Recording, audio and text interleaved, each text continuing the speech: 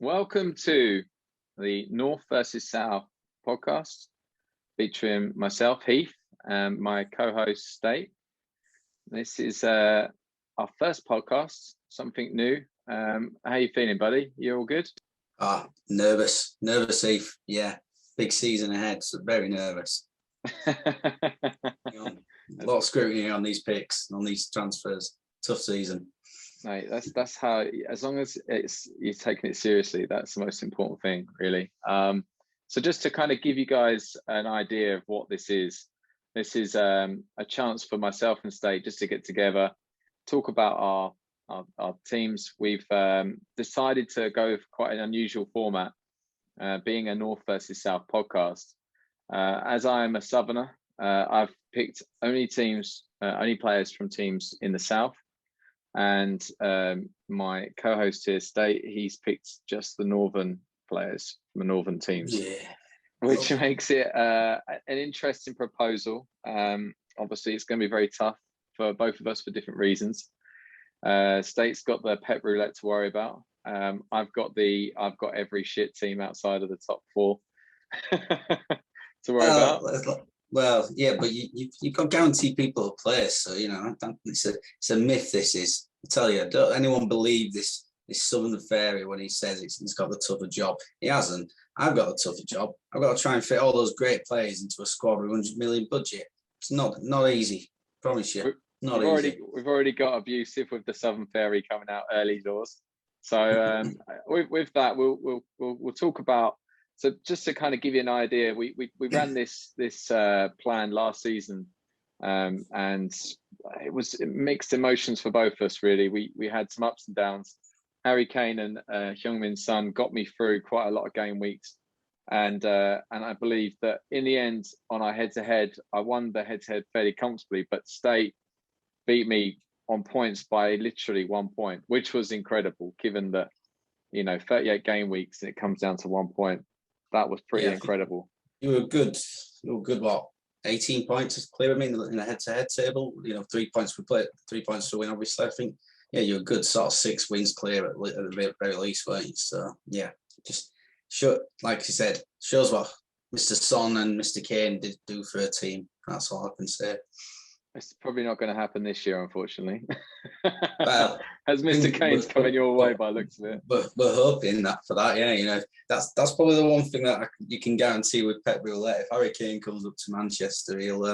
I think he may just play most games. So that'd be one good thing I'd say there.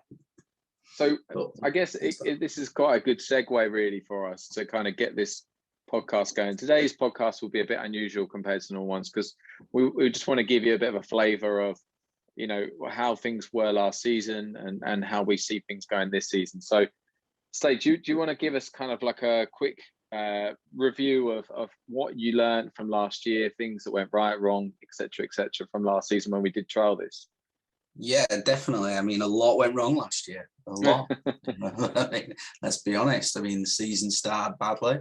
The middle got slightly better, and the season ended badly when it came to the fantasy team itself. I think what I sort of do, and I've always had this problem with fantasy league, and I'm sure others probably can sort of sympathise with me on this problem. Is I just go with too much instinct sort of decisions sometimes, which sometimes you say is the best thing to do. It's probably, someone told me it's best to do that on a football pitch. You use your instinct, but with fantasy, instinct tends to just bite you in the butt in this game. You don't know when injuries are going to come.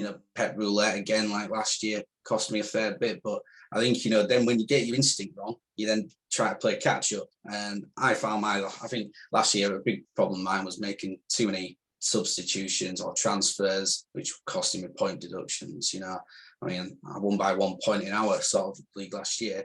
I think if I'd not been as careless with my transfers, I'd have probably won the points thing by a lot more. I probably still wouldn't have caught you on the head-to-head league, but I think that was a big thing that I learned from last year was, too many transfers, too many taking point hits, and they weren't reaping the rewards as well, So I think, that was a big thing, taking the point hits, but then they weren't bringing me the points back, enough to warrant doing it. It was a big thing.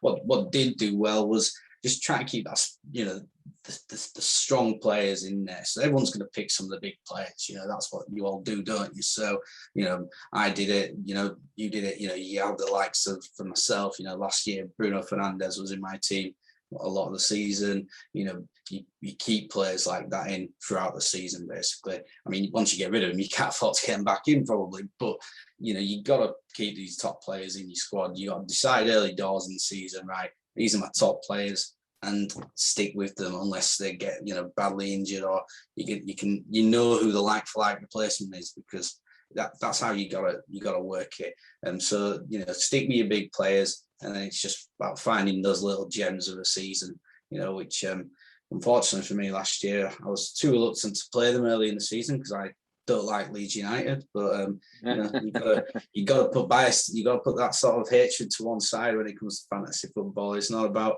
picking players who you like, although I'm sure Heath will probably have half a Watford's squad in his team in his squad if he could do. But it is that having for me last year was less transfers this year. Hopefully I can take that into it.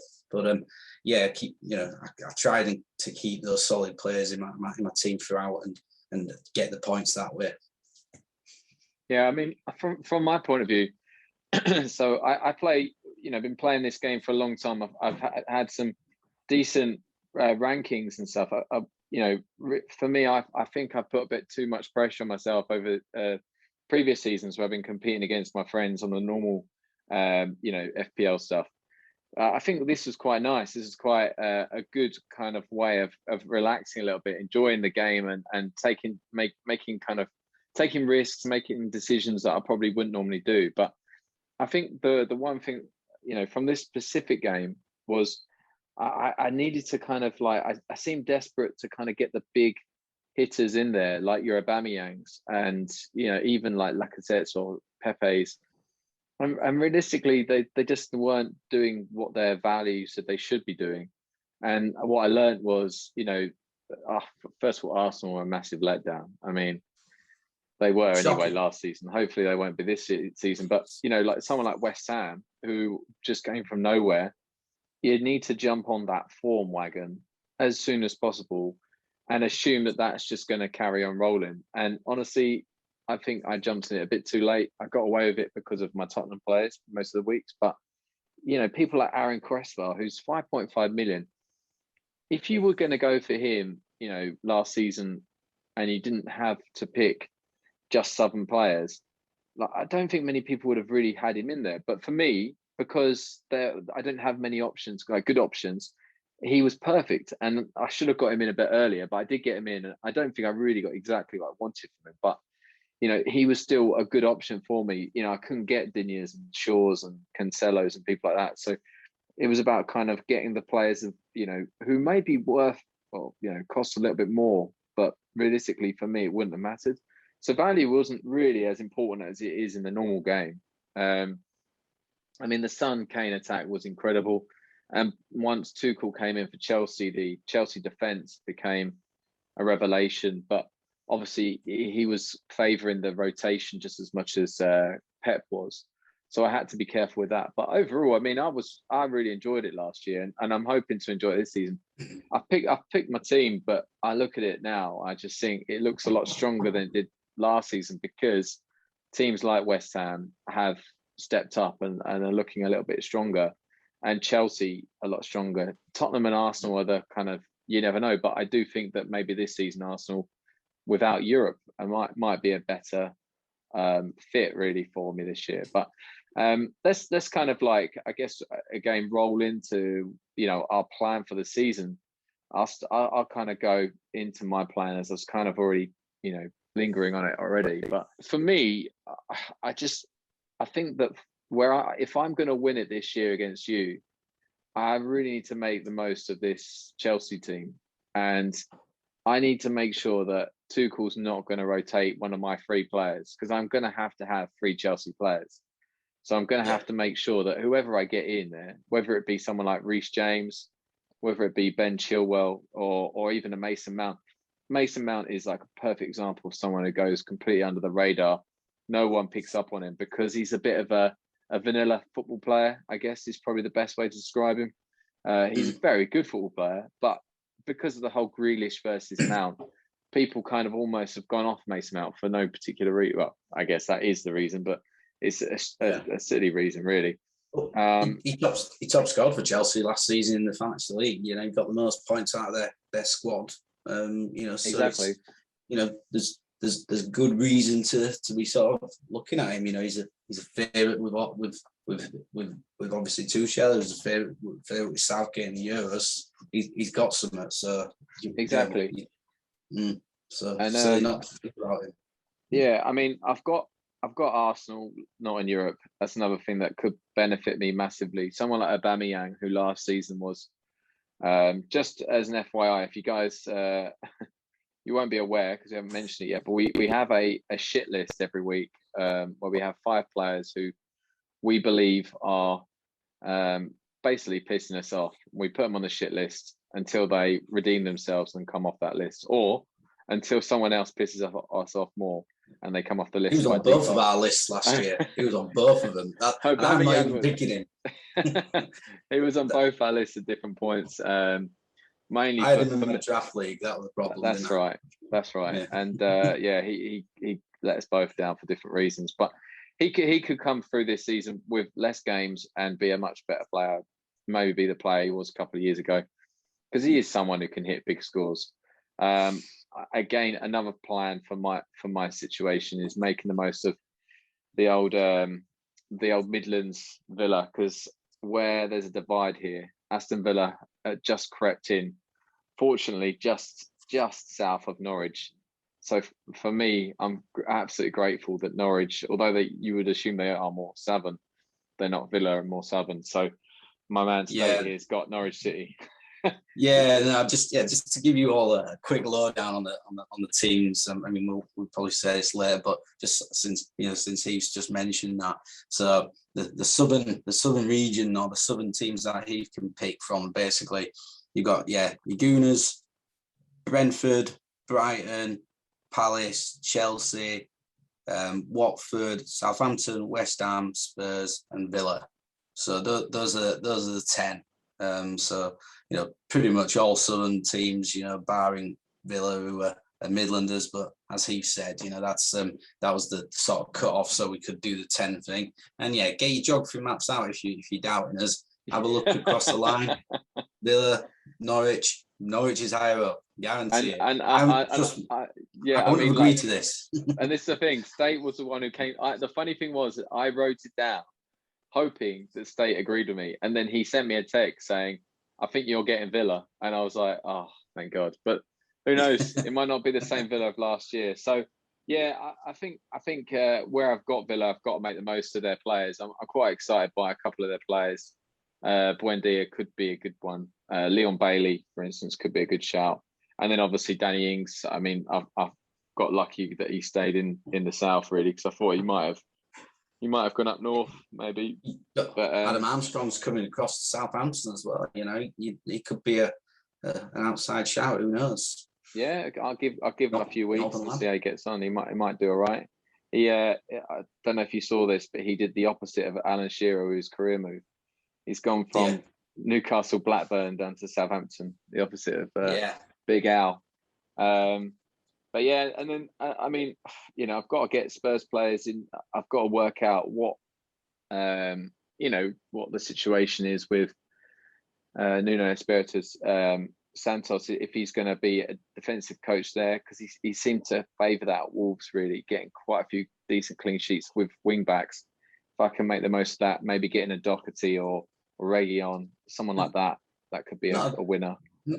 Not had a bad pre-season though, Spurs, really. You know, I don't think they've lost in pre-season.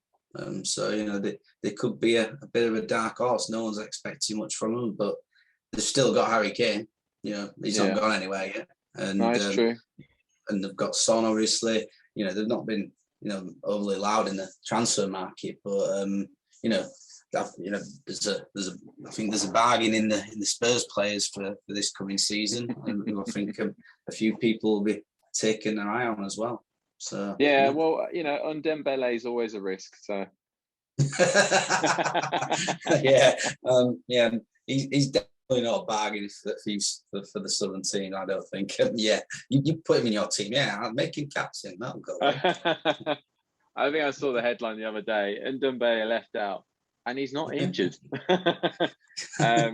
But yeah, so and then I think what I'll do is, in my mind right now, I will try and hold on to the wild card, the first wild card, for as long as possible, and and then also keep the other chips in hand until as late as possible. Double game week. If there's a double game week including a lot of Southern teams, I would be foolish not to jump on that. But yeah, so there's a lot to ponder, and yeah, I mean, ultimately quite excited because we got a taste of it last year. I don't know how seriously you took it, but I took it, fairly serious. Obviously not as serious as the normal one. But how about you, mate? What's your plan? Plan, do better. I've written it down here, so I've got plan, bullet point, do better, plan, bullet point, beat Heath badly. Yeah, I mean, simple tactics, really, if you think about it. But obviously, this is competitive, guys. Don't get me wrong. And a bit of background about me and Heath. We've known each other for since 2003 now, so we've known each other 18 years. We've developed a liking to each other by supporting crap football teams. He's a Watford fan. I'm a Mighty Millers fan. If you know his team nicknames, you'll know who that is.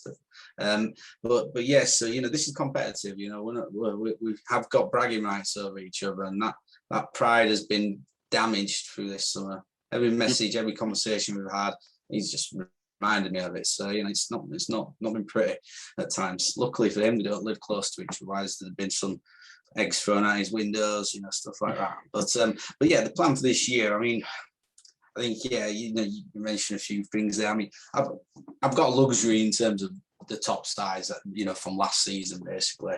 If you're looking at it, barring Chelsea, I've got Man City, I've got Man United, I've got Liverpool, I've got Leicester.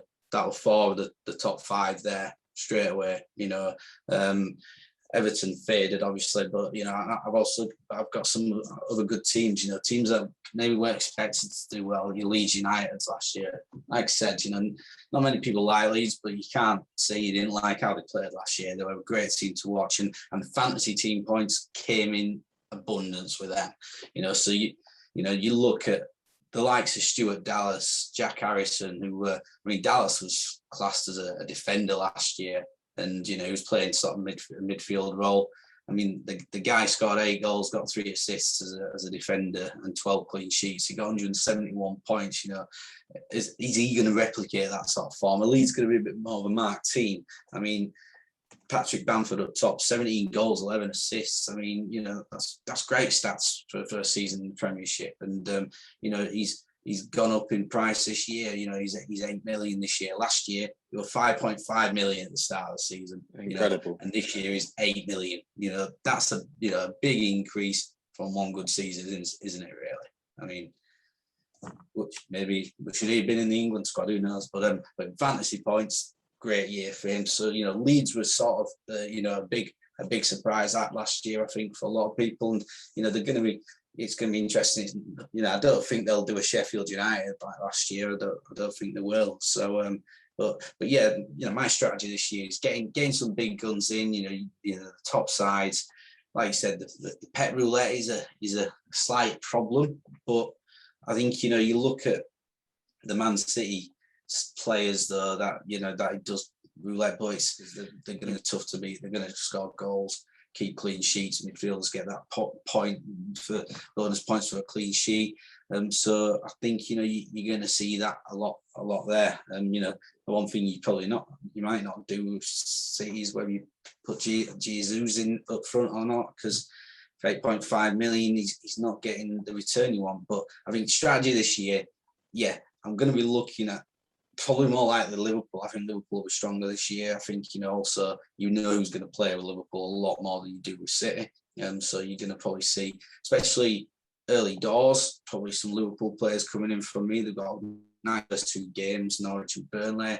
Then they've got Chelsea, but then after that, another nice 3-game run. So I'll be looking at fixtures, I think, a little bit more as well, and try to do a little bit of planning ahead as well with that, to sort of think, right, who's going to have these decent games. But again, like I said earlier, what I learned from last year is got to make sure you keep those strong cores. You're going to see 2 big midfielders in my side, or striker wingers, whatever you want to call them, and then it's looking at the other areas.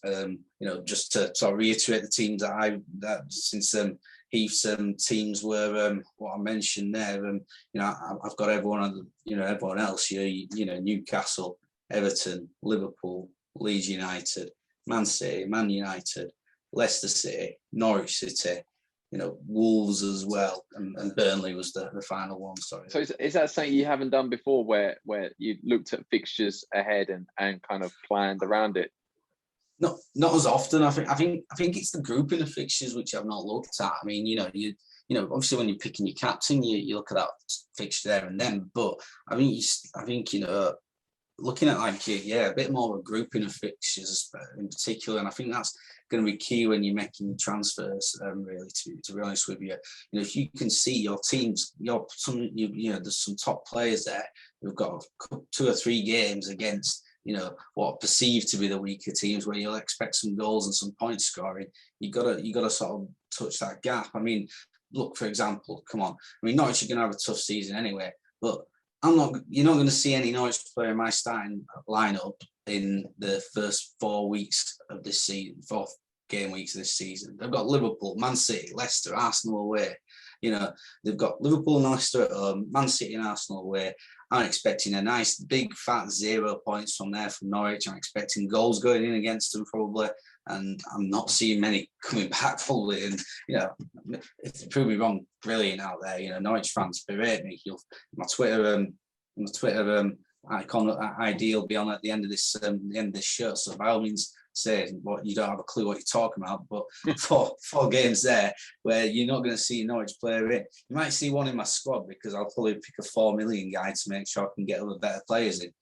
But other than that, they're not going to be somebody I'll be considering there because of their run of fixtures. So it's also a reason why not to put people in. So that's another thing to just be looking at. And I think when you're transferring players out and in, I'm going to be trying to look at that a little bit more this year, just to give me a run, because like I said, that'll then hopefully stop me making 2-3 transfers in a game where you can cost myself 4, 8, 12 points, however you look at it.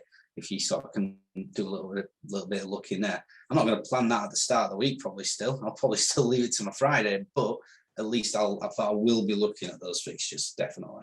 When do you normally kind of do your transfers? Do you normally do it at the end of the before Friday?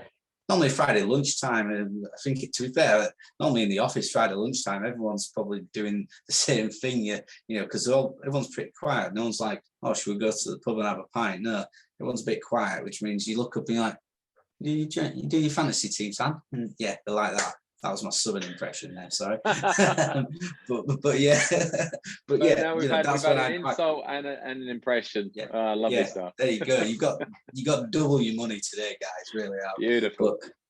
But nah, Friday lunchtime is normally a good time. Or try and leave it a bit the later. I think the later the better is always better actually in this game, because you can get a bit more team news coming out.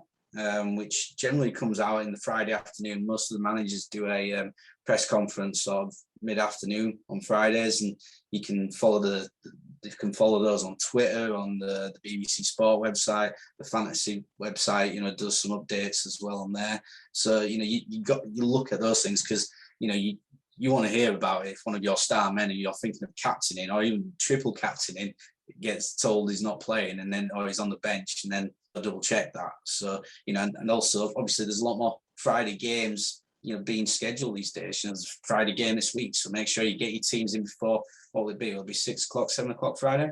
So yeah, Friday afternoon's my sort of pick mainly. Saturday morning's a bit too risky. You could have a skinful Friday night. That's not good. You forget to do it Saturday morning, and by the 12, you're not woken up until 10 past 12, the 12:30 kickoff's about to kick off, and you're already late and done. And you've got Aubameyang still triple captain in your team, and he isn't playing. There you go. Don't need that to happen. I think the deadline this week is 6:30 on Friday, because it's the Right. Arsenal Brentford game as the first game of the season. So, one last question for you: when how often did you kind of like forget to make transfers last year? I think there was 3 or 4 game weeks where I forgot last year. One of them was purely down to the fact that I was too drunk from the Friday night to do it, I think. The other one, I actually thought I'd done my transfers. I hadn't pressed confirm and properly and clicked out of it before, which is very much a rookie error. So shouldn't be doing that. Then the other 2, I probably just forgot. Probably had a busy weekend. Might have been away for the weekend with the family. Who knows? But yeah, I think 4 times. How about you? You probably didn't forget. This is what I was going to say. So State and I are very different when it comes to FPL, because State knows his stuff, talks a really good game, but when it comes to it, his dedication's maybe slightly lacking. We're quite laid back guys in general, but I think I take it probably a little bit more seriously because I've got money on the line, with FPL. I've got trophies on the line with other leagues and stuff. I don't miss the FPL deadline that often, if ever. And to be honest, last year I was in another league with my mates, and I was just every week I was just telling them what time the deadline was, because I just thought if they missed it, that's their excuse for struggling in the league or whatever. I don't want any of that. I want it to be whoever wins it because they're better. So didn't do it with you as much. No, I'm going to say, you never mentioned to me about deadlines once last year. So, mate, I'm up against Man City, Liverpool, and Man United. I've got to take my wins where I can. Fair point, I suppose. So I mean, got reminders set in my calendar this year, by the way, in my Outlook calendar.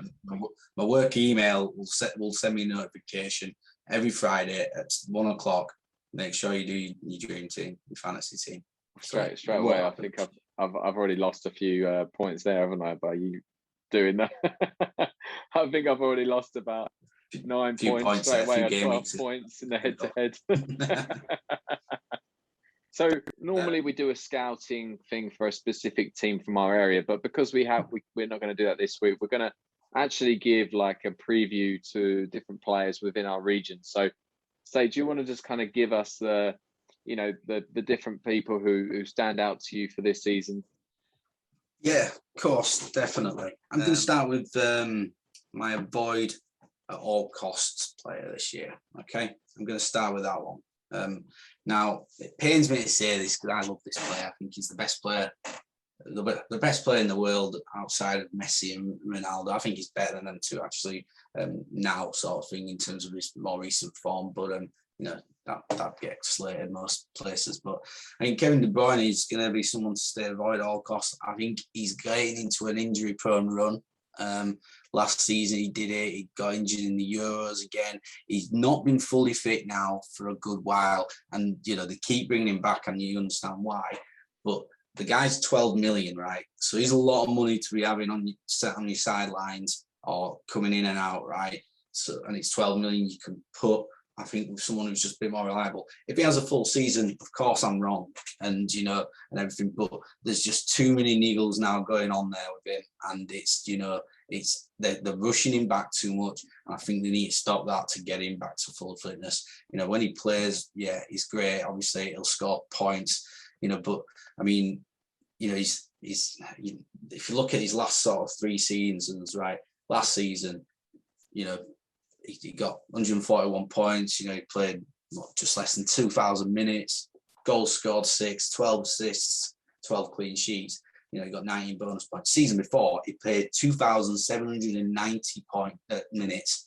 He scored 13 goals, got 23 assists, 18 clean sheets, 35 bonus points, 251 points. Ridiculous. Year before, he played less than 1,000 minutes because of injury. So the guy can get injured, and he's picking up injuries a lot more regularly now, which is my concern with him. So that's who I'm sort of. It's controversial, I know, mate, massively. I thought you were going to go with like Jack Cork at Burnley or Ashley Barnes or someone like that, but fair play to you. Well, come on, your 2 pointers, yeah, you can stay clear of them guys unless you just need a squad filler, really. But yeah, I think, yeah, sorry. I mean, like I said, I love Kevin De Bruyne. He's my favourite player in the Premier League, but I'm only saying too much. Too much money, and he's getting to an injury-prone point, I think, at the moment. And if City don't give him a good month off because City can't afford to give him a month off. They've got the players. They've got Sterling. They've got Mahrez. They've got Grealish. Foden will be back fit soon. They've got Bernardo Silva. It's not like they haven't got the players there to give him a breather. So, give him that breather, get him fully fit, then bring him back, then prove me wrong. And that's fine. But right now, you can't be putting him in your team when he's definitely not starting playing this weekend. I don't think he'll play the weekend after either. And so you're not going to have 12 million player in your squad at this moment in time here who's not going to play. You just don't do that. So yeah, he's my one to avoid at this moment in time. Really. So yeah, no KDB. I'm sorry, KDB. Come play for Rotherham though. 25% fit, and I'll be happy. We'll do that. So yeah. It's always difficult to start season. So I'm looking at my bargain player now. So cheap, but someone who could be a big scorer. Now, obviously, your Leeds players, Stuart Dallas last year was a bargain, big score, 171 points, and he's still cheap this year as a 5.5 million midfielder. So he's on my radar, that's for sure. The other guy that I really hope, I think could be a big scorer if he stays fit is it's one of the only bright things that's going on at Newcastle is Mr. Sam Maximin. Now, you watch him play, he's dangerous. He'll get you goals, he'll get assists, and he'll cause damage. He needs to stay fit. He needs to play a bit more. I'm thinking he could have a really good sort of season this year. I think he's fancied by a few people. I think he could be a sort of a bit of a dark, sort of the dark horse pick for the sort of for the cheaper players out there. He's a striker as well. Strikers are not easy to get on this game, because most of them are classed as midfield wingers. So Sam Maximin's someone I think's a bargain, but could be a really big scorer this year. I know he didn't get loads last year, but he did have double COVID or long COVID as well, which ruled him out a lot. So that's going to be my sort of thing. He could have potentially gone in the differential. Unpopular player might be overlooked a bit as well, but I think he'll be a good shout. My differential, Riyad Mahrez is going to be overlooked this year for Man City. I think he always scores high points. I think he's going to be overlooked this year because they've signed Grealish in, they've got all these other players, and I think a lot of people are going to think that Mahrez might be the fall guy, especially after Sterling's sort of great sort of time in the Euros. So I think Mahrez could be somebody who's going to be overlooked this year. But I'd say don't. He scores points. He definitely scores points. I've got him. I'll come on to my squad in a bit. He's in my squad, and I think he'll be definitely starting the early games for Man City.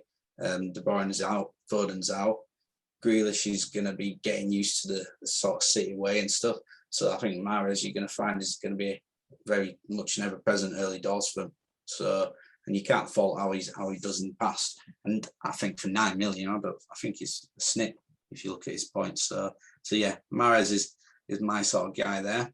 I think you could be right as well, mate, because where he's 1 million more than Grealish and he's maybe 1.5 million more than Gundogan or someone like that, people often go for the cheaper player, so that might keep them away from Mahrez. But not only that, he's had a great pre-season by the sounds of it. So you'd assume he'll be starting and maybe taking that form into the first few games. Yeah, definitely. I mean, you can obviously, Grealish isn't unpopular, so he's not someone to overlook. Obviously, he's got decent stats for Villa in terms of assists over the last 2 years, and he could add a few more goals. And I'm sure going at City, his stats of goals and assists are probably only going to go in one direction, and it's probably up. So, but I think Mahrez could be the man there. So that'd be my option. James Maddison got close, but I think he'll be quite popular at only 7 million. Will Maddison, because if he stays fully fit for the season, then there you go. So puts me onto my potential captaincy. There's only 2 players in my eyes who are potential captaincies for my Northern lot. It's Mo Salah or Bruno Fernandes. They cost you a lot of money. You're going to make him your captain because they deliver, these guys. Fernandes, last season, 18 goals, 14 assists in a full season. The year before, he played a half season and got 8 goals, 8 assists. And United keep some clean sheets. Mo Salah, you don't need any introduction to anyone. He scored a minimum. Last season was his lowest scoring fantasy league season since returning to the Premiership in 2017-18. But he's still got 231 points. So I'm not too. I think he's 303 in his first full season back, 259, 233, 231. So he's going downhill, but still, I think he scored 19, 20 plus goals every season. So it's one of them two is going to be captains, and they're going to be consistently your captain. You're going to sort of try and look to hope that one of them is playing against the weaker side that week. You're probably going to put them in. You might put someone like a Mahrez in, or depending on what strikers you're bringing into your sort of into your fold. That there could be other ones to sort of potentially throw in there. But I think that's what I'm looking at striker wise, captaincy wise. So don't know. I think most people struggle to disagree with that on the captaincy. Really. Agreed. Salah just at the moment just looks like a no-brainer. What have you got a newcomer at all? Yeah, well, I've been thinking that at Leeds, the left back, it was coming in because the way Leeds play, he's probably going to be more of a wing back. So he's going to get forward Firpo. I think if Leeds play how they did last year, I could see him adding a bit more quality going forward. But I think my main one is probably going to be, for Man United, Rafael Varane as a centre half. There's going to be a really strong newcomer for United. Are going to keep they kept enough, decent amount of clean sheets last season anyway. I think so. I think they kept sort of 13 clean sheets in the league last year, which not loads, but it's still not bad. And I think they'll only get better this year with Varane and Maguire as centre halves. And, you got Shaw and Wan-Bissaka either side.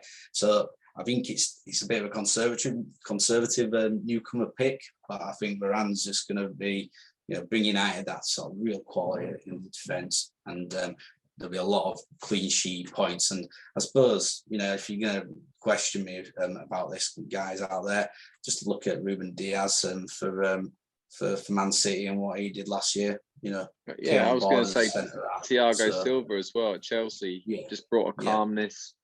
Kind of got them back on track. The basics again. Yeah, so I think that's sort of a newcomer into the mix, really. I think from a different league to look at. So that's how I'm sort of seeing things at this moment. Yeah. Nice. Well, from the south, in the same kind of categories, we've got. It's funny, your avoid at all costs. I thought mine was controversial until I heard yours, and yours makes a lot of sense. I've gone with Timo Werner at Chelsea, and the reason why is not because I don't think he's a bad player. I do think he'll score more goals, but when you're a striker at 9 million. The first thing that comes to mind is he taking penalties? Well, no, because Jorginho takes penalties. Will he take him if Jorginho's on the pitch? Probably not, because, well, by the looks of it, Lukaku's probably going to be signing. And even then, I still have my doubts whether Werner would take a penalty after Lukaku. I would even think Pulisic or someone, Ziyech or someone like that might take it over him. I just don't have any confidence in him doing that kind of stuff.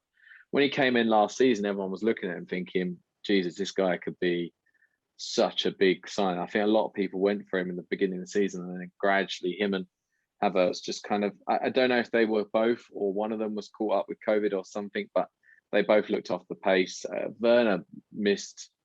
It was almost like some of his misses were so bad that he was like match fixing or something like that.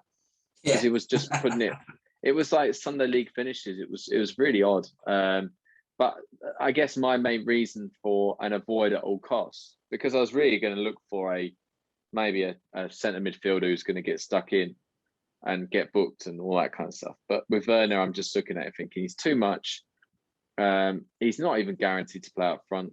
I don't even know if he's guaranteed to actually play in general. Lukaku, if he's signed, I mean, pretty much over the line by the looks of it. It sounds like it. He's going to be their main man up front. They may play two up front, but that's not the way that Tuchel normally plays. So I can see Lukaku starting up front and Werner being, left-sided midfielder or, wide player, winger, whatever you want to say, left striker. And he may score, he may not, but he's in that awkward position and he hasn't shown enough quality so far. He looked pretty woeful, to be honest, last year. It's crazy to think the season he had. He had a terrible season, yet he won the Champions League, which is unbelievable. But I've gone with him for my avoid at all costs. Then I've gone for my bargain player. I've actually gone for two. I've been a bit greedy here. Oh dear. I've gone for the one that I think you hinted at earlier is Dele Alli, 6.5 million. He's playing. I'm on board. He's obviously Mourinho didn't particularly like him, and he again weird. Last season, I felt like quite a lot of people in FPL picked him up because they watched that Spurs documentary where Mourinho was kind of bigging him up, saying how he was going to play him, and then he didn't. And then he, again, like Werner, drifted away from people's teams. But I do think if he plays 6.5 million, I remember his breakthrough season. I mean, that was incredible. I think he might have been around the same kind of price when he came from MK Dons. And him and Harry Kane were both incredibly cheap. I think Kane might have been 4.5 or 5 million or something. And I picked up him fairly early on. And I remember playing my wild card pretty early and bringing in Kane, just thinking, I'll go for it. And then bringing in Dele Alli, and they were just they're unbelievable for value for money. A bit like similar to Leicester with Mahrez and Vardy when they went on that run, but and won the league. But so I've gone with him. But the other one, I also think in a similar position. So I think Dele Alli is going to play just behind the striker, whoever that's going to be for Spurs. But I think that Emil Smith-Rowe at Arsenal, 5.5 million, he's been given a new contract, like a big contract. He's been given a number 10 shirt. Odegaard and Özil both gone. 5.5 million. He's such a bargain. His quality is that lad. He was on loan at Huddersfield the other season for That's right. Season. Yeah. I went to a couple of the games. I'm local to that area. I'm not a town fan, and I tell you what, he was just a cut above everyone in the Championship. And then last season in Premiership, when he played games, he was involved. He wasn't just making the numbers. He wasn't just a young player coming into it, and Arsenal sort of just giving him a chance to see if he makes it. He was making the difference in games. He was winning them points. He was getting fantasy to league points. So I think two very good picks there. I think very, very much so. I'd put it this way: at that money, if they were in Northern teams, I would have them both in my squad, guaranteed. But so I think he could have a big season. I also have a bit of an affinity because last season I remember saying to you, we had the similar kind of conversation this time last year, and I said to you, like Smith-Rowe could be like an interesting player at 4.5 million. And I remember even saying to you halfway through the season, "Geez, that was a bad decision. He's barely done anything." And then he just kind of out of the blue they started playing him. But I think he looks like a class player. He could come on leaps and bounds.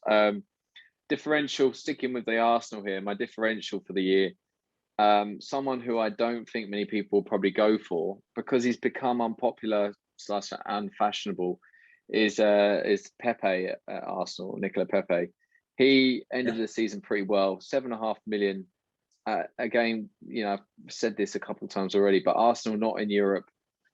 The guy, again, another reason why I picked up on him was because Watford were after Ismaila Sarr, and Nicola Pepe was like a much better version of Sarr. I think Arsenal were after both of them, Sarr and Pepe, and they preferred Pepe, got Pepe, and then we bought Ismaila Sarr, who was like a B version of Pepe. Pepe was just not anywhere near as good as he was in Liga, and and I think the Arsenal fans are pretty frustrated with him, but he's obviously got a lot of quality. I don't know what went wrong with him last year. Something went wrong. I think he showed signs of it in Europe at times, and then he showed signs of it at the end of last season when there wasn't a huge amount to play for.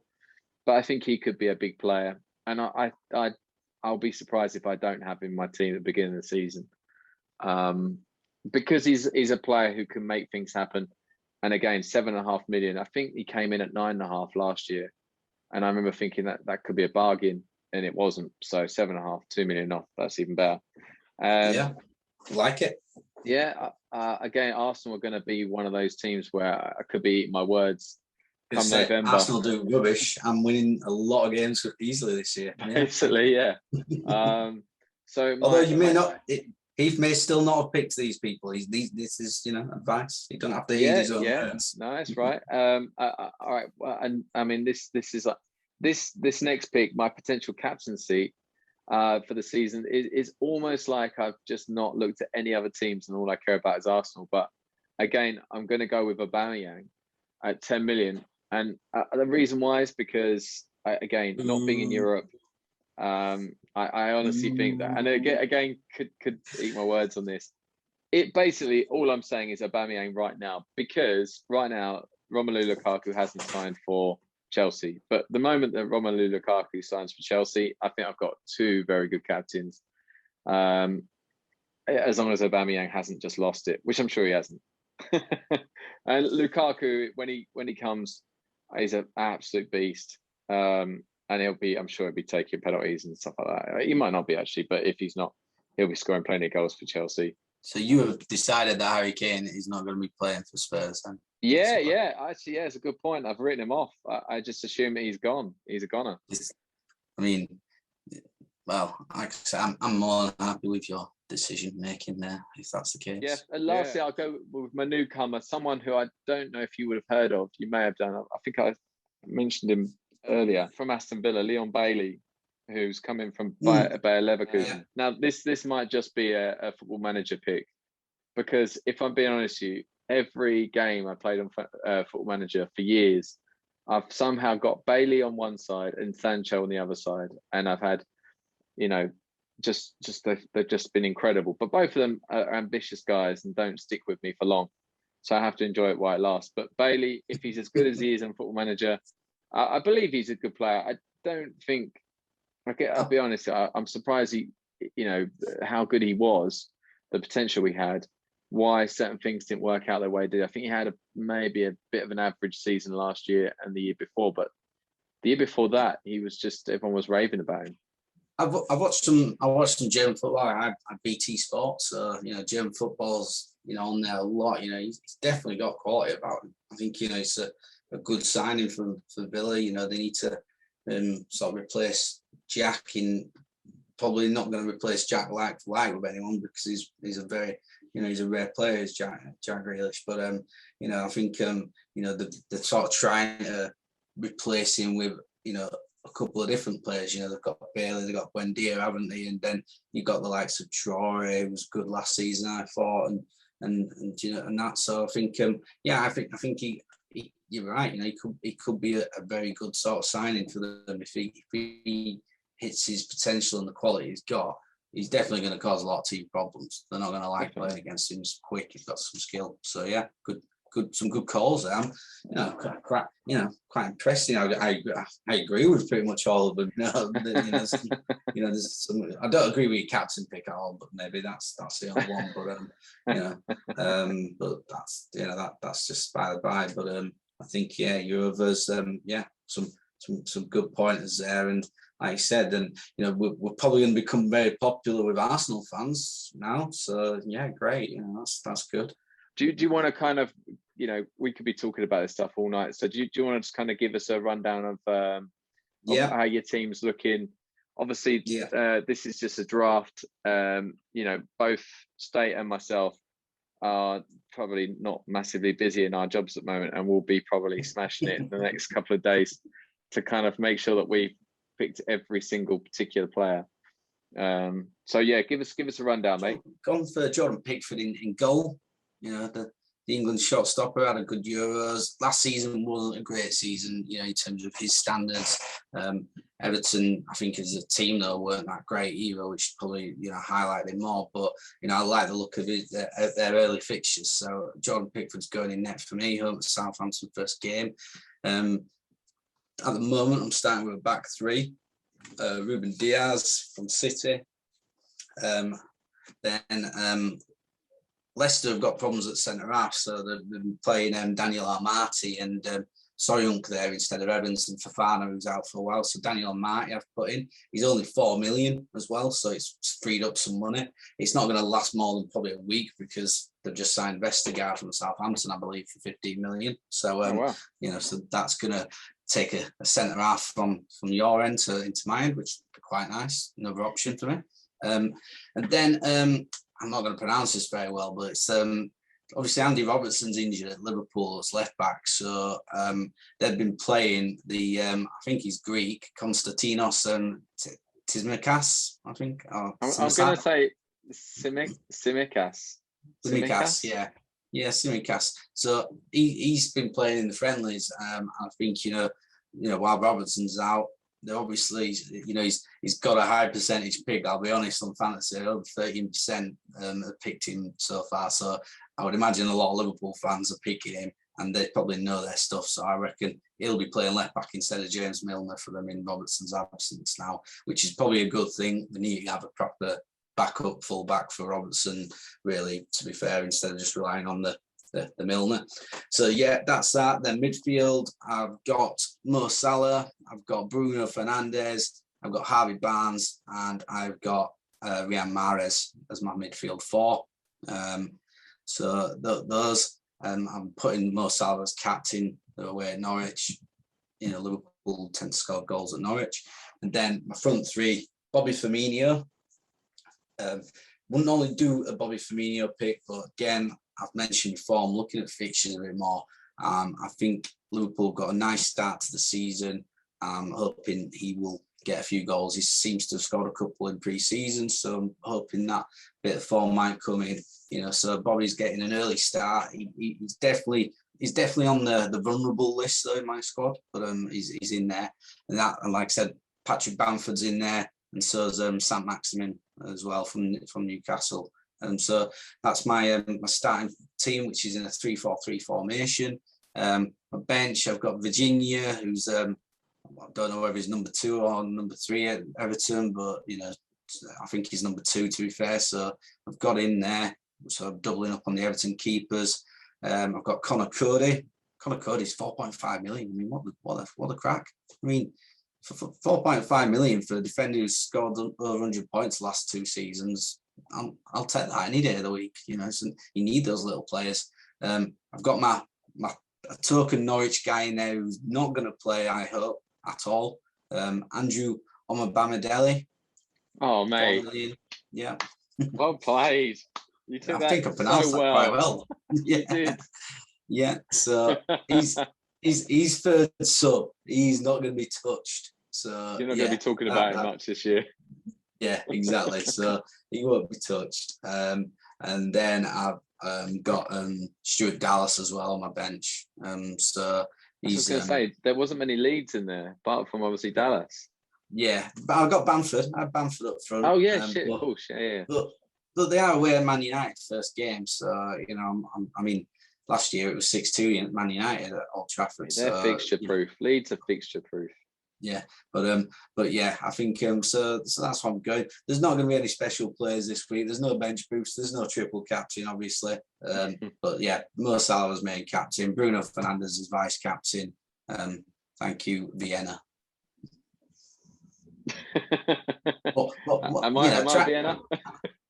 Well, Vienna's probably too nice of a place. I'd probably put you down as maybe like some sort of shithole like Mansfield or something like that. You're more like that now, I think, because I don't see how you're competing with me this first game week. I really don't. Well, I think you'll be surprised. So, all right, I've got like, who was the best goalkeeper last year? What, in the game? Yeah, I mean, it goes without saying, Emi Martinez, right? bang, Yeah, Villa straight away it- in there. definitely. And I suppose you're right. You know, they are playing a really crap team this weekend, so yeah, they've got a chance to clean sheet. No. I'm looking for the save points, mate. I'm looking for the save points. There's going to be plenty of save points. Yeah, I'm So sure. I've got Emi Martinez in goal. I've got Vladimir Kufal at West Ham, who is a right back / right forward because he just doesn't get outside of the opponent's box. That guy's going to score for fun this year. Just watch that. I've got Reece James and I've got Ben Chilwell. Now, I'll be honest, I could be screwed here with the Tuchel rotation, but I've looked at who's playing in the Super League tonight, and neither of them are starting. So I just assume they're both starting on Saturday or Sunday, whenever they play against Crystal Palace. I got Kieran Tierney. I think a lot of people will probably go for Ben White and might be screaming at this, saying, why haven't I gone for Ben White? But I just think Tierney, he's the only kind of Arsenal, well, he's an Arsenal player, obviously, but he's a fullback who gets forward. I remember him getting double points a couple of weeks last year, and I think if he hadn't been injured, he probably got a few more. So that's my back four for them. And then I've got my midfield, I've got Ismail Assar.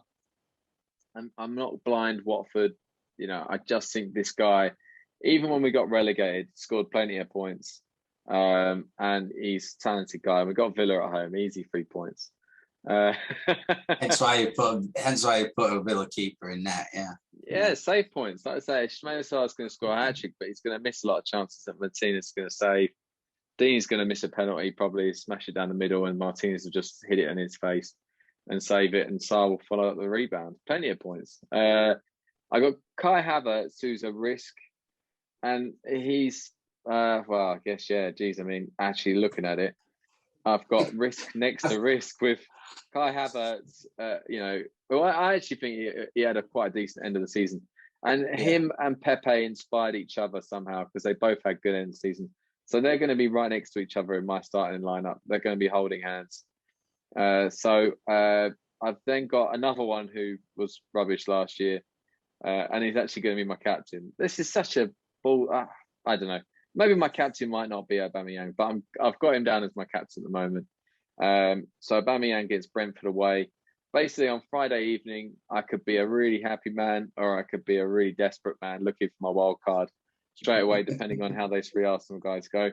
I've got Mikel Antonio for West Ham, and I've got Danny Ings, who, you know, little tip for anyone who's playing, he always scored against Watford. So I think that's going to be a high scoring Watford win, that is. Probably a 5-3 or something like that. Plenty of goals. Just cue the 0-0 blank.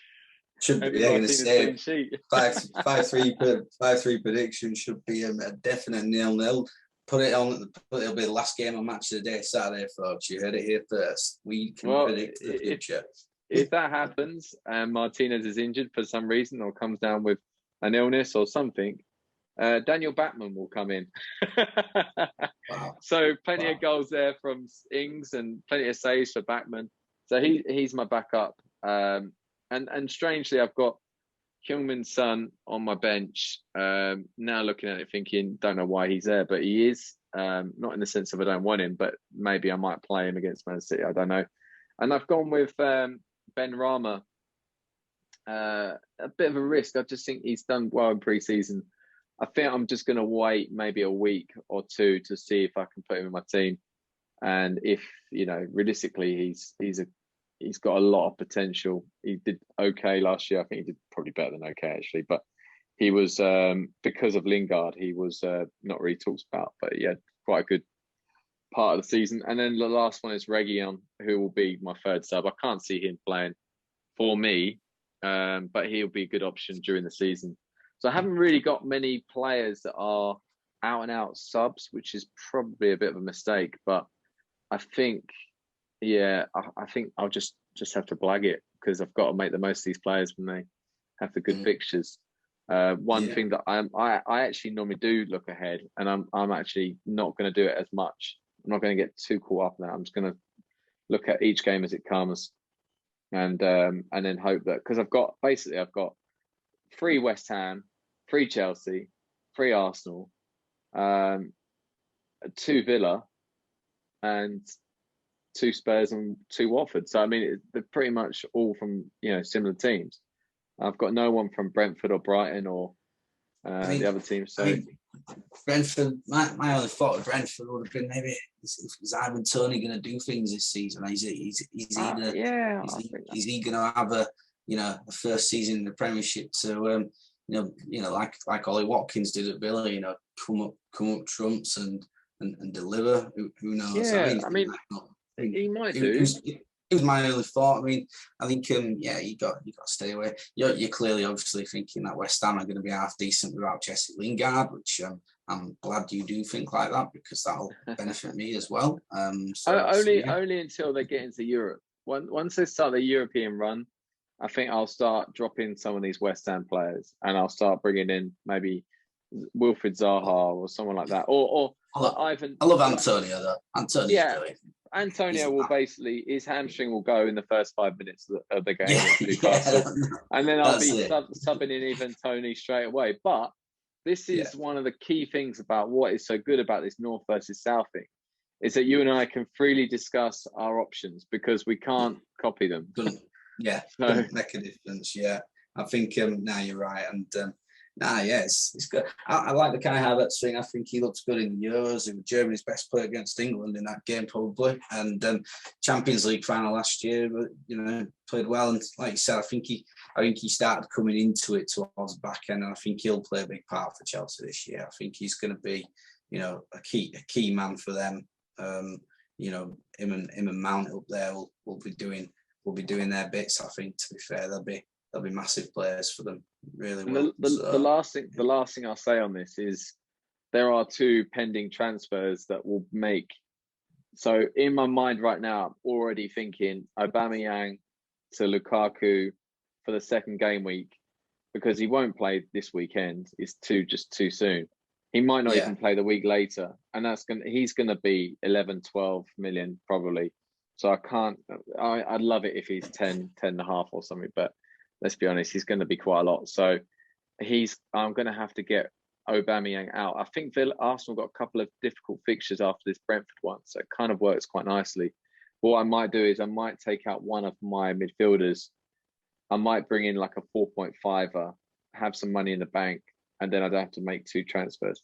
But and the other one is obviously Harry Kane, because if Harry Kane doesn't go to City, I'm going to wait until the transfer window closes with him, because I just think it's going to happen. Can't understand how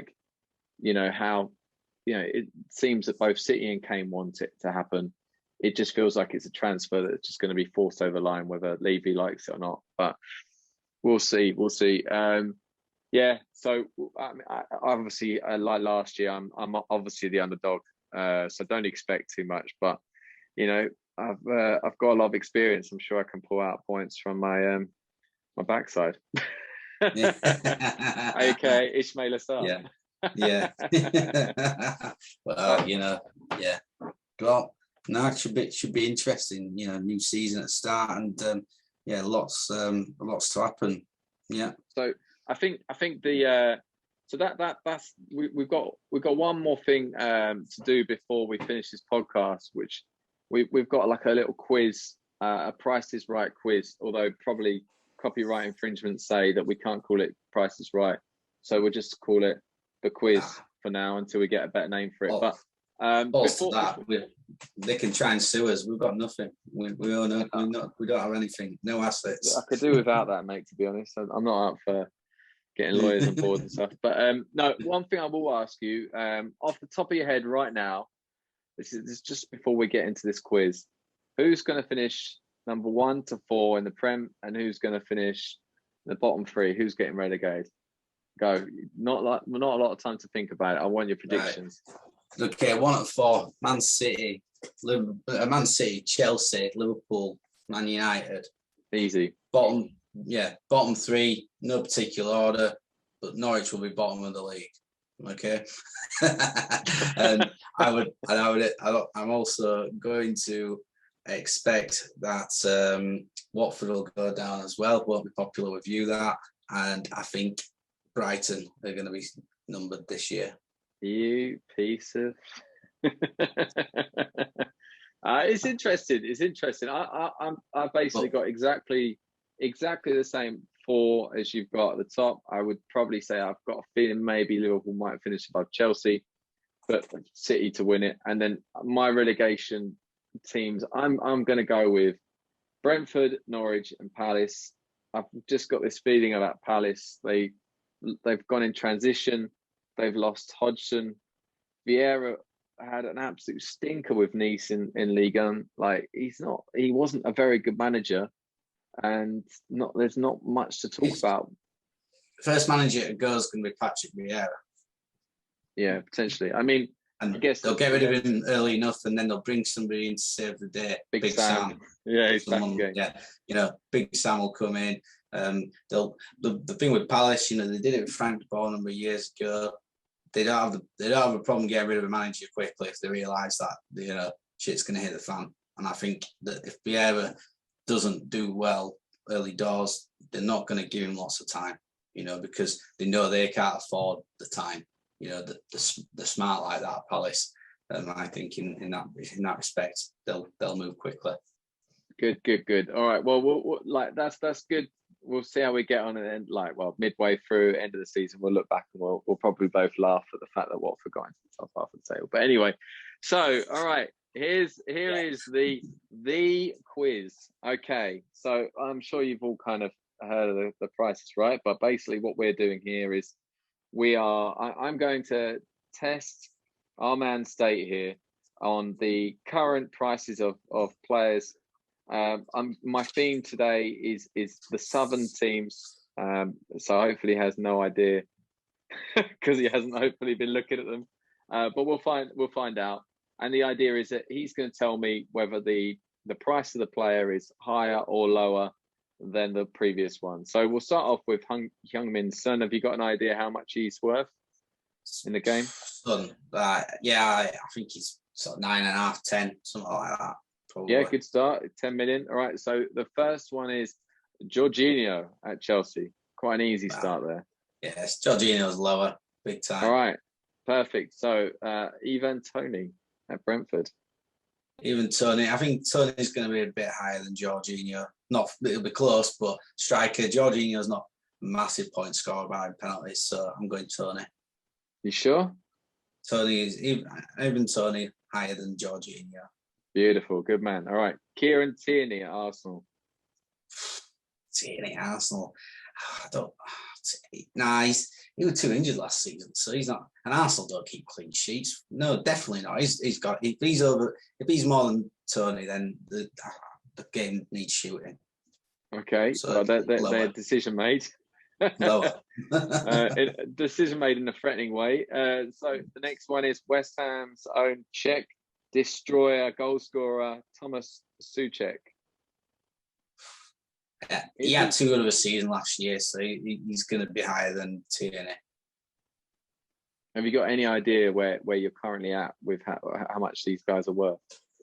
Well, I know what Ivan Toney was worth. I know he was worth 6.5 million because I looked at him the other day because I think he'll do well this year. I'm like, how much are they putting him down? So I think Souček now, obviously Tierney would have been lower. I don't know how much lower. I can't imagine. I mean, he might have been about 5.5 Tierney. So Souček, I reckon I'm around the 6.5 million sort of mark still.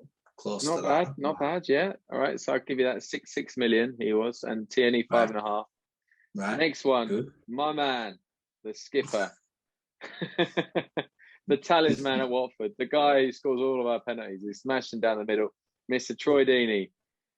Higher or lower than Thomas Souček? Well, when I said it, thought he was at 6.5, I'd have said to Deeney were lower. Now that you've said he's 6 million, now I'm not too sure. Is Deeney going to start? Well, they'll not start Josh King in front of Deeney, surely. I'm going to go, because I can't say the same, because I'm guessing you're not going to do it the same. I'm going to go lower. I don't think he'll be higher than 6 million. Okay, so. Interesting. All right. Next, we move on to Lewis Dunk at Brighton. Oh, that's a tricky one. I'm going to say that Lewis Dunk is... He did well last year, didn't he? Is he more than a striker at Watford, though? Because he plays for Brighton. I'm going to go Lewis Dunk as lower than Troy Deeney. You've done well. Okay. Joachim Anderson, the centre-back signed to Crystal Palace, who was on loan at Fulham last year. Johnson. God. Well, I don't think he should be more than Lewis Dunk, but I'm going to say he's higher than Lewis Dunk. Okay, all right. Well, that's it. So, Lewis Dunk, 5 million. Joachim Anderson, 4.5 million. So, unfortunately, State, you have lost. You don't get anything. Not that there was anything on offer for you. Just to kind of get an idea of where you would have gone with Ashley Young. What would you have thought? Anderson's 4.5 million. Would you have gone higher or lower for Ashley Young? I think Ashley Young, probably I would have gone... Ashley Young... I think I'd have gone higher for Ashley Young. And then, yep, that would have been right at 5 million. And then the main man last year, the guy, the person that everyone was talking about, got the most unusual points in 1 week with a -7. Jan Bednarak. Was he higher or lower than Ashley Young? Well, I think he'll have been lower. Big Jan. Yeah, no, you were right. Big Jan was lower. So yeah, that was the quiz. Unfortunately, State, you lose. And I know how that feels. You're a competitive guy, just like I am. I didn't do badly there too. You did well, mate. You did well. I mean, you got 8 out of 10, or you got down to 8 out of the 10. So you did well, mate, to be fair. But, you don't get anything for coming second. So unfortunately, and there's no fines this week. I think in the future there might be fines. There might be. Yeah.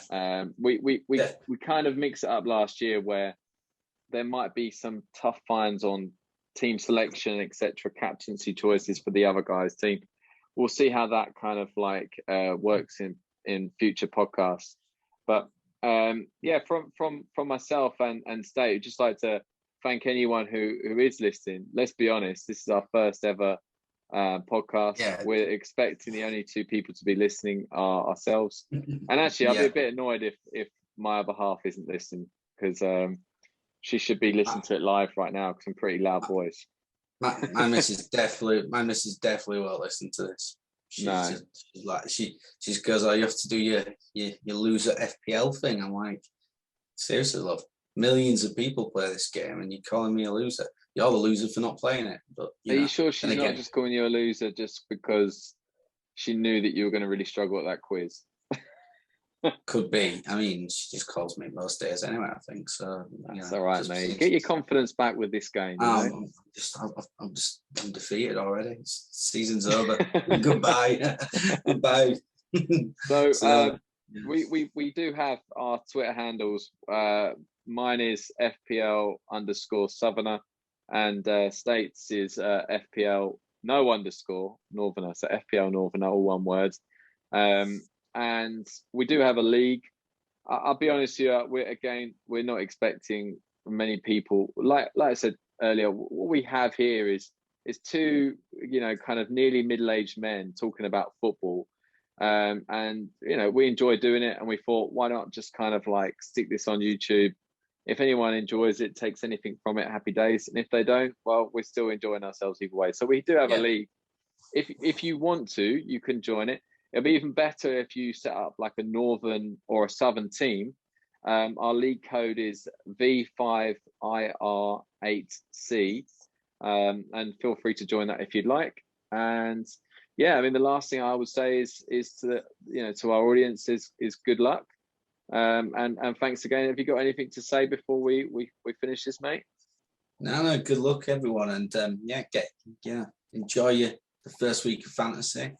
I'm looking forward to hearing about lots of wild cards that are going to be played after week 1. I'm sure there'll be plenty out there who do that. Without a doubt. But hopefully I'm not one of them. Yeah, fingers crossed. But you can never tell. But yeah, no, great. Yeah, by all means, follow us on the Twitter accounts. We will start posting some stuff on there. I think, you know, maybe some ideas we're thinking of. Who knows? We may even invite you to a game of you know, The Price is Right or whatever else we might think of. So yeah, do follow us, because we're going to put suggestions there, and we'll be open to your suggestions to help us sort of you know improve his podcast. And like he said, we don't care if you don't listen. At the end of the day, we're still enjoying it. So exactly. We don't have a theme tune. We don't really have a huge amount. We're not very good at editing. So, you know, unfortunately, this is the best you're going to get from us. So, yeah, thanks again for listening, and good luck with game week 1.